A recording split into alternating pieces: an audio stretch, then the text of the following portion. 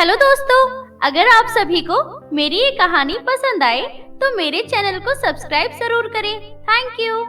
ये कहानी है एक छोटे से गांव किशन नगर की। उस गांव में सुनैना नाम की औरत अपनी बेटी संजना के साथ रहा करती थी। उसकी एक और बेटी थी जिसका नाम आंचल था। संजना के पिता की मृत्यु बहुत पहले ही हो गई थी। सुनैना लोगों के कपड़े सिलकर अपने घर का गुजारा किया करती थी। सुनैना बहुत ही अच्छी टेलर थी। वो बहुत अच्छे अच्छे कपड़े सिला करती थी। कुछ समय बाद सुनैना के पास कुछ लड़कियां कपड़े सिलवाने के लिए आती हैं। आंटी, मुझे एकदम मस्त गाउन पहनना है, बिल्कुल हीरोइन की तरह।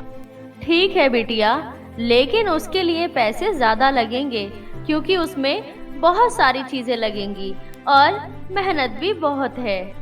अरे आंटी, इतनी भी मेहनत नहीं लगती है जितना आप बोल रही हैं। और आप महंगे की बात कर रही हैं तो मैंने तो पहले भी बहुत सारे लहंगे सिलवाए हैं। वो तो हमेशा ही कम दामों में सिलते हैं। अगर आप सिलेंगी तो ठीक है, वरना मैं किसी और से सिलवा लूंगी। नहीं बेटी, कहीं जाने की जरूरत नहीं है, मैं ही सिल दूंगी कम दामों में। इतना बोलकर दोनों वहाँ से चली जाती हैं। कुछ दिन बाद जब दोनों गाउन लेने आती हैं, सुनैना से वो गाउन खराब हो जाता है, जिसे देखकर वो लड़की बहुत गुस्सा करती है। आंटी, ये क्या किया आपने? आपने मेरा पूरा गाउन खराब कर दिया। इसमें तो मैं बिल्कुल भी अच्छी नहीं लगूंगी। इतना अच्छा तो सिला है बेटी, अब तुम हीरोइन जैसी नहीं दिखती तो इसमें मेरी क्या गलती है? बकवास बंद करिए अपनी। एक तो मेरा गाउन खराब कर दिया, ऊपर से उल्टा मुझे ही बोल रही है। मैं आपको इसके कोई पैसे नहीं दूंगी। पर बेटी, इसमें जो लागत लगी है उसके पैसे तो दे दो, मेरी मजदूरी मत देना। मैं आपको इस गाउन का 1 रुपया भी नहीं दूंगी। एक तो आपने मेरा गाउन खराब कर दिया, ऊपर से मुझसे पैसे भी मांग रही हैं। और दोनों लड़कियां बिना पैसे दिए वहां से चली जाती हैं। अरे यार, आंटी ने तो तेरा इतना अच्छा गाउन सिला है, फिर भी तूने उन्हें पैसे नहीं दिए और बल्कि उन्हें इतना सुना के भी आ गई। अरे यही तो दिमाग है, तुम नहीं समझोगी। अच्छा, समझ गए। तेरी मॉम ने जो तुझे पैसे दिए थे वो तो तूने पहले ही उड़ा दिए थे, तो तू अब पैसे कहाँ से देती?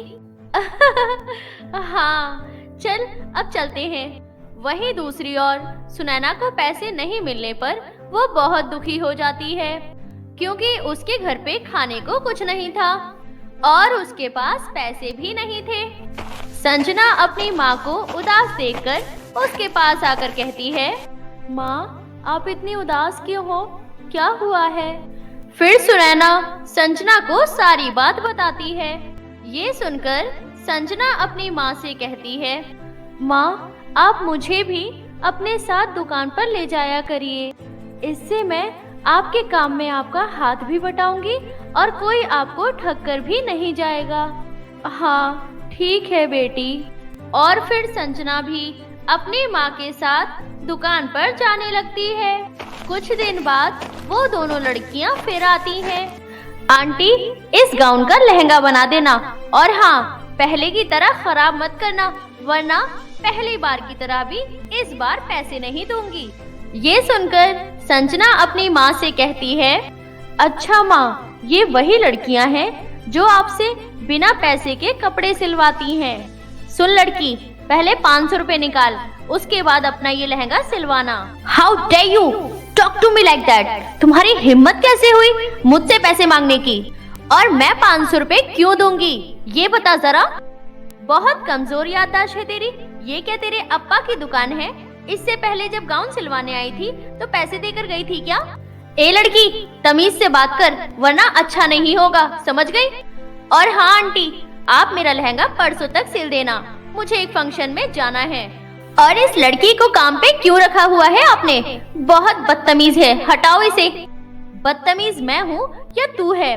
और पहले तू 1000 रुपए दे, उसके बाद ही तेरा लहंगा सिलेगा। 1000 रुपए किस बात के? तेरा दिमाग खराब है क्या? 500 रुपए पहले वाले गाउन के और 500 रुपए इस लहंगे के मिलाकर हो गए ना 1000 रुपए। इसी बात पर दोनों की बहस होने लगती है। बहस इस हद तक बढ़ जाती है कि वो लड़की गुस्से से सुनैना की सिलाई मशीन तोड़ देती है। ये ले, मेरे कपड़े सिलने के लिए मना कर रही थी ना, अब तू आगे से किसी के कपड़े नहीं सिल पाएगी। दोनों लड़कियां वहां से गुस्सा होकर चली जाती हैं। हे भगवान, संजना ये क्या कर दिया तूने, इसीलिए मैं तुझे दुकान पर नहीं लेकर आती थी। एक ही तो जरिया था घर चलाने का, वो भी तेरी वजह से खत्म हो गया। संजना दुखी मन से दुकान से निकलकर एक नदी किनारे बैठ जाती है। मेरी क्या गलती थी इसमें, बस पैसे ही तो मांगे थे। हम गरीब लोगों के साथ ऐसा ही क्यों होता है। अब मैं अपनी माँ के लिए नई मशीन कहाँ से ला कर दूं? आप ही कुछ रास्ता दिखाइए भगवान। तभी वहाँ से एक परी गुजर रही थी।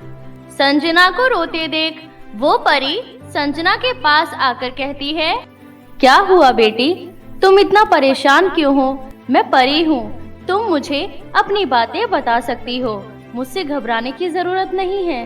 संजना परी को सारी घटना के बारे में बताती है।